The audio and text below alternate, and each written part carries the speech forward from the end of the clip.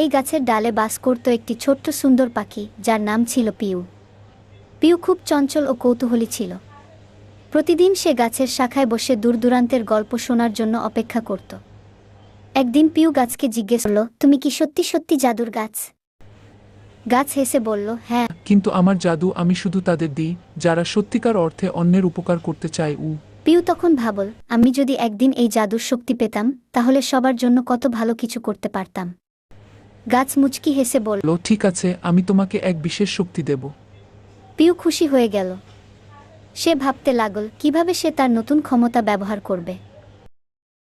একদিন সে আকাশে উড়ার সময় দেখল চিল শিকার করার জন্য একটি ছোট্ট খরগোশের উপর ঝাঁপিয়ে পড়তে যাচ্ছে। পিউ সঙ্গে সঙ্গে মনে মনে বলল, খরগোশ যেন পালিয়ে যেতে পারে। অবাক ব্যাপার, হঠাৎই খরগোশের চারপাশে ঝোপঝাড় গজিয়ে উঠল আর সে নিরাপদে পালিয়ে গেল। চিল হতাশ হয়ে ফিরে গেল।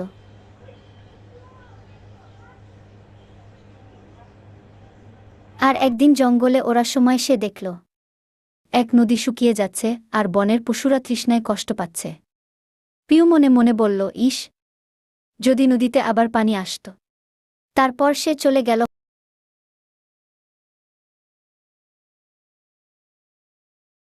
ঠিক তখনই আকাশ কালো হয়ে গেল, মুষলধারে বৃষ্টি নামল